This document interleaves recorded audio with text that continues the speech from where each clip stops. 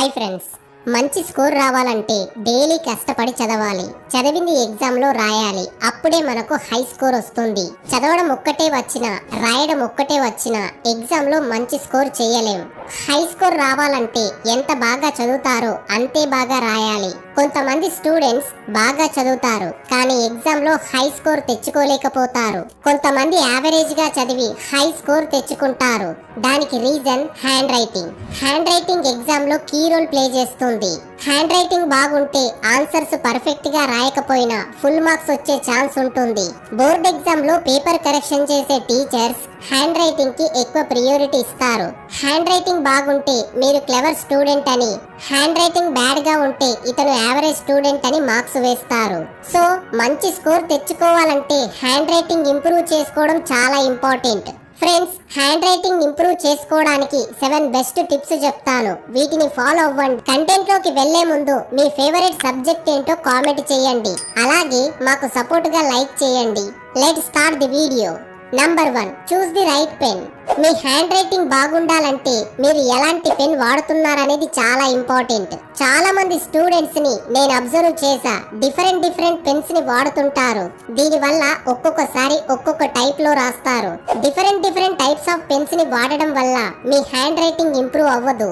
So ఎప్పుడు ఒకే రకమైన మంచి గ్రిప్ ఇచ్చే పెన్ ని సెలెక్ట్ చేసుకోవాలి. అంతేకాదు లైట్ వెయిట్ ఉండేలా చూసుకోండి.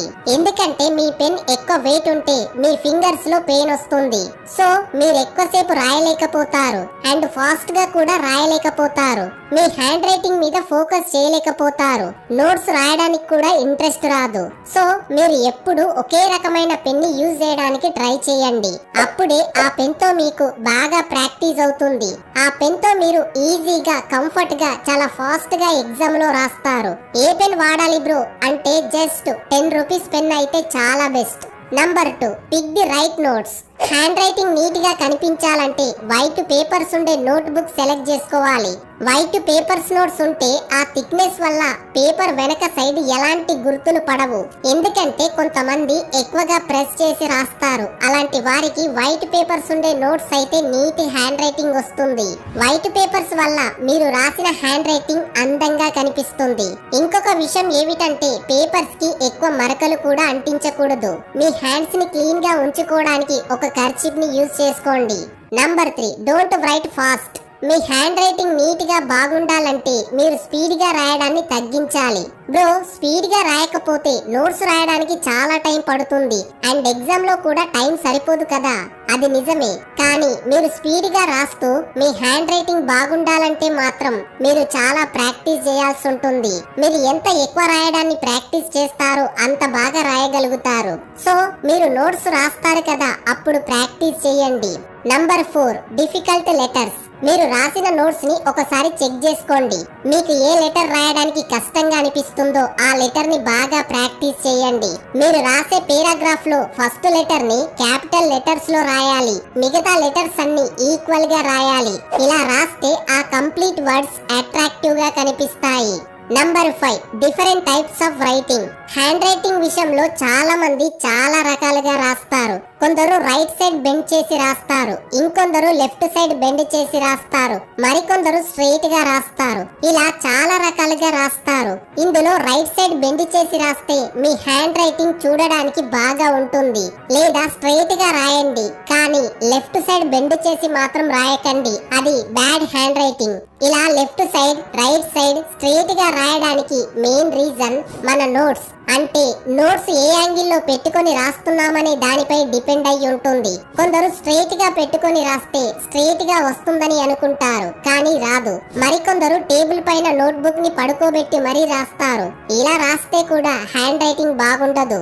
మరి ఎలా రాయాలి బ్రో? సింపుల్ గా 35 to 40 డిగ్రీస్ బెండ్ చేసి రాయండి. అప్పుడే మీ హ్యాండ్ రైటింగ్ బాగుంటుంది.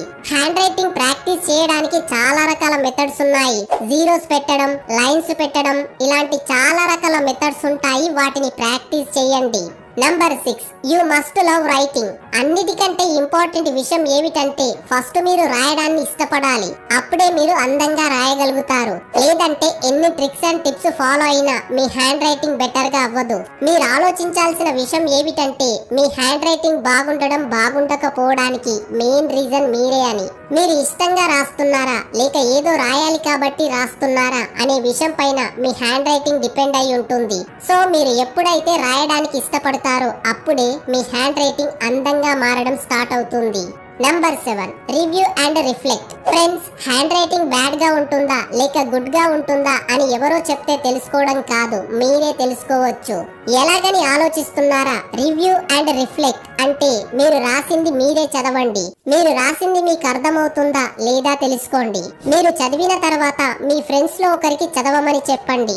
ఆ తర్వాత అదే నోట్స్ ని మీ ఇంట్లో వారికి లైక్ మీ బ్రదర్, సిస్టర్ ఎవరికైనా ఇచ్చి చదవమనండి. తర్వాత మీకంటే చిన్నవారికి లైక్ మీ జూనియర్స్ అంటే నువ్వు 10th అయితే 9th క్లాస్ వాళ్ళని చదవమనండి.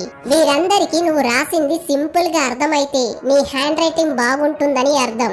లేదంటే నీ హ్యాండ్ రైటింగ్ బ్యాడ్ గా ఉందని అర్థం. హ్యాండ్ రైటింగ్ అంటే ఎలాంటి మిస్టేక్స్ లేకుండా నీట్ గా ఇతరులకు అర్థమయ్యేలా ఉండాలి.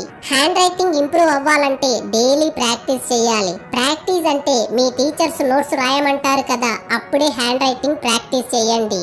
హ్యాండ్ రైటింగ్ నీట్ గా ఉంటేనే ఎగ్జామ్ లో మంచి స్కోర్ వస్తుంది. మంచి స్కోర్ రావాలంటే చదవడంతో పాటు రాయడం కూడా ప్రాక్టీస్ చేయండి. ఫ్రెండ్స్, ఈ వీడియో మీకు హెల్ప్ అయితే మాకు సపోర్ట్ గా లైక్ చేయడం మర్చిపోకండి. అలాగే ఛానల్ ని ఫస్ట్ టైం విజిట్ చేసే వాళ్ళైతే ఛానల్ ని సబ్స్క్రైబ్ చేసుకొని పక్కనే ఉన్న బెల్ బటన్ ని యాక్టివేట్ చేసుకోండి. ఓకే ఫ్రెండ్స్, నెక్స్ట్ వీడియోలో కలుద్దాం. Thanks for watching this video.